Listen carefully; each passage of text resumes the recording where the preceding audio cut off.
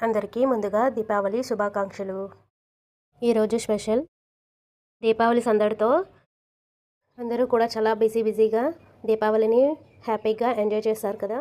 దీపావళి తర్వాత మేముండే ప్లేస్లో ఒక మేళా అయితే ఏర్పాటు చేశారండి. మేళా అంటే మిస్ అవుతామా మరి? తప్పకుండా వెళ్ళవలసిందే. మరి మేళాలో స్పెషల్స్ ఏంటో చూసేద్దాం పదండి. చక్కగా డెకరేషన్ లైటింగ్లు అవి బాగా పెట్టారు.